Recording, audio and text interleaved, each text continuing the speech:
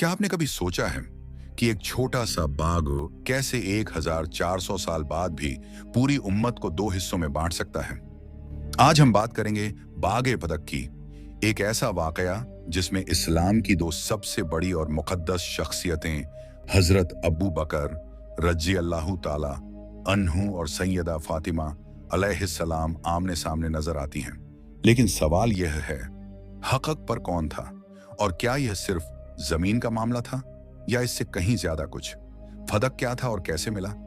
जब खैबर फतह हुआ और यहूदियों ने मरहब की हार देखी तो कुछ यहूदी कबीलों ने डर के मारे नबी सल्लल्लाहु अलैहि वसल्लम को ऑफर दी, हम फदक की आधी जमीन आपको दे देते हैं, बस हमसे जंग मत कीजिए। न कोई तलवार चली, न कोई घोड़ा दौड़ा, न कोई लश्कर उतरा। इसलिए कुरान की आयत के मुताबिक यह फै था, यानी वह माल जिस पर सिर्फ रसूल सल्लल्लाहु अलैहि वसल्लम का हक होता है। तुमने इस पर न घोड़े दौड़ाए और न ऊंट। अल्लाह अपने रसूल को जिस पर चाहता है गलबा देता है। इस तरह बाग फदक पूरी तरह नबी सल्लल्लाहु अलैहि वसल्लम की मिल्कियत बना। नबी सल्लल्लाहु अलैहि वसल्लम के दौर में फदक नबी सल्लल्लाहु अलैहि वसल्लम इस जमीन से मिलने वाली आमदनी गरीबों, मिस्कीनों, मुसाफिरों और अपने अहले बैत पर खर्च करते थे। कुछ रिवायतों में आता है कि फदक की देखरेख सैयदा फातिमा अलैहिस्सलाम के हाथ में थी। फिर आया वो दिन जिसने इतिहास बदल दिया, नबी सल्लल्लाहु अलैहि वसल्लम का विसाल और सवालों की शुरुआत। नबी सल्लल्लाहु अलैहि वसल्लम की वफात के बाद हजरत अब्बू बकर पहले खलीफा बने।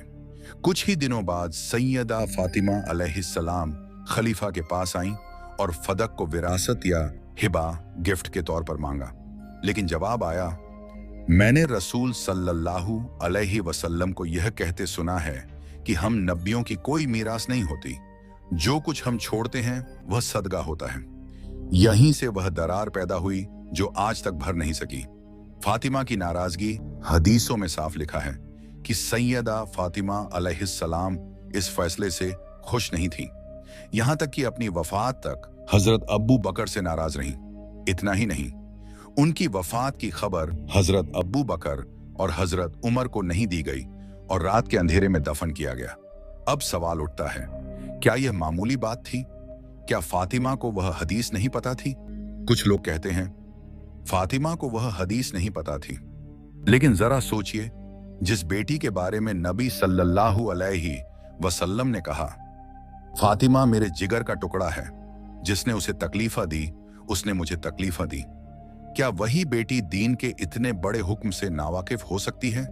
अगर ऐसा माने तो इल्जाम फातिमा पर नहीं, नबी सल्लल्लाहु अलैहि वसल्लम की तालीम पर आता है, और यह किसी भी मुसलमान के लिए कबूल करना मुश्किल है। नबी सल्लल्लाहु अलैहि वसल्लम की बीवियां भी क्यों मांगने आईं? इतना ही नहीं, नबी सल्लल्लाहु अलैहि वसल्लम की बीवियां भी हजरत अब्बू बकर के पास विरासत मांगने आईं। अगर यह हदीस सबको मालूम होती तो कोई भी मांगने क्यों आता? इससे यही लगता है कि यह हदीस सबके लिए उतनी क्लियर नहीं थी जितनी बाद में बताई गई। कुरान क्या कहता है? कुरान में कहीं नहीं लिखा कि नबियों की मीरास नहीं होती, बल्कि हजरत जकरिया की दुआ, हजरत दाऊद और सुलेमान, विरासत के आम कानून सब इस तरफ इशारा करते हैं कि नबियों की विरासत का तसव्वुर मौजूद है। फिर घर क्यों नहीं बांटे गए? अगर नबी सल्लल्लाहु अलैहि वसल्लम की हर चीज सदका थी तो फिर उनकी बीवियां उन्हीं घरों में क्यों रहीं? हजरत आयशा उसी घर में क्यों दफन हुई? वो घर गरीबों में क्यों नहीं बांटे गए? ये सवाल अब भी जिंदा है। तो क्या अब्बू बकर से गलती हुई? बहुत सी किताबों में मिलता है कि हजरत अब्बू बकर खुद कहते थे, काश मैंने विरासत के कुछ मामलों में रसूल सल्लल्लाहु अलैहि वसल्लम से और पूछा होता। यह भी आता है कि उन्होंने कई हदीसें खुद जलाईं क्योंकि उन्हें शक था कि कहीं गलती ना हो जाए। इससे यह जाहिर होता है कि नीयत साफ थी, लेकिन इंसानी इज्तिहाद में गलती हो सकती है।